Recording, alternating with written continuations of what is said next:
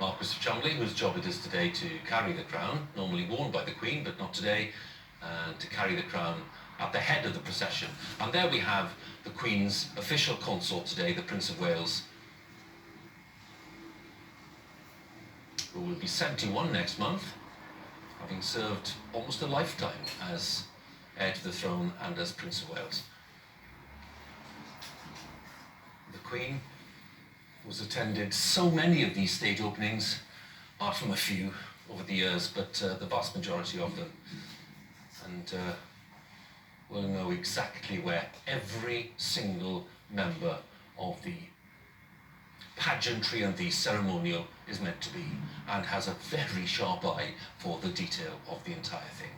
I'm told that she misses nothing along the way, so there'll be lots of nerves there among the yeomen and all the others about exactly where they're standing and exactly how they're holding themselves. Train bearers who have been specially chosen, and then of course we have the principal members of the procession, including the captain of the gentlemen-at-arms and the captain of the yeomen of the guard, who also feature in the procession today. And passing the gentlemen-at-arms who are lining the Prince's chamber, providing a guard of honour in the Prince's chamber, a short walk through past the statue of Queen Victoria just on the left there, past the portrait of Henry VIII and the other Tudor monarchs, and into this magnificent chamber of the House of Lords, the masterpiece of Barry and Pugin.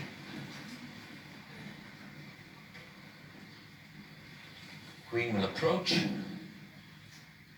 and take her place on the throne of the House of Lords with the Prince of Wales next to her. The crown will be placed on the table. The Duchess of Cornwall will take her place on the state chair that's been put there on the right-hand side.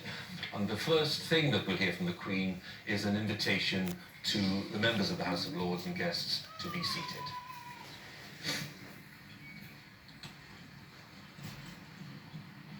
My lords, pray be seated.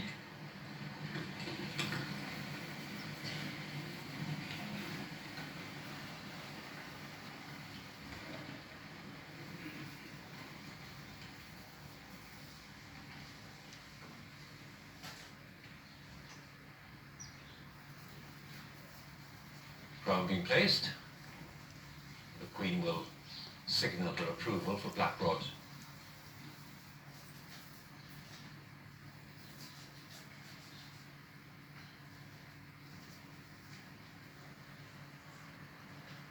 Marquis of Cholmondeley gives his signal with his stave of office, and the signal has been received by the Lady Usher of the Black Rod, Sarah Clark, in her first state opening, so a very big moment for her, taking part in one of the most famous pieces of parliamentary ceremonial that we have. Making her way down from the central lobby, Black Rod is announced, and approaching the members' lobby of the House of Commons, where the members congregate, and approaching the door of the Commons, which will be slammed in her face as a sign of the authority of the House of Commons.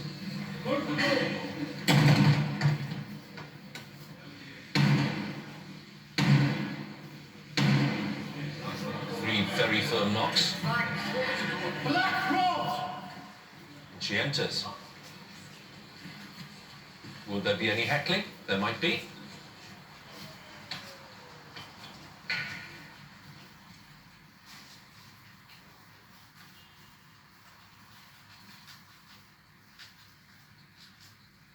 Mr. Speaker, the Queen commands this honourable House to attend Her Majesty immediately in the House of Peers.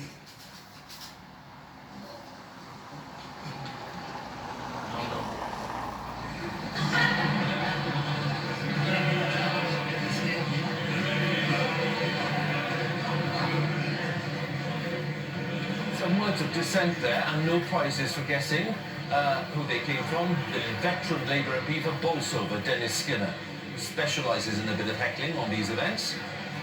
And there we have the first time Boris Johnson as Prime Minister walking with Jeremy Corbyn, the Leader of the Opposition, on this Queen's Speech Day. Ian Blackford of the SNP, Liz Savile-Roberts of Plaid Cymru, members of the Cabinet and the Labour front bench, including John McDonnell, all of them walking in, not quite in a rush, but certainly there's always a bit of jostling, I have to say, when it gets to the middle and back of the queue, because they know that unless they jostle, they won't get anywhere near the House of Lords. Nick Brown, the Chief Whip for Labour. Nadia Letson, the Conservatives. Sajid Javid there, the Chancellor, who says he'll be delivering a budget next month. And Laura, a bit of chatting going on. Between the Prime Minister and the Leader of the Opposition, it doesn't look like they're agreeing on very much. Boris Johnson trying to have a bit of a chin wag there, and Jeremy Corbyn, eyes firmly fixed forward. It's just occurring to me, watching them come through, they have even less in common than Jeremy Corbyn had with Theresa May. So there you have the crush. Look at it. 650 MPs trying to get out of the House of Commons all at the same time.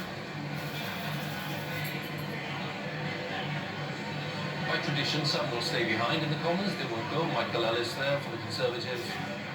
And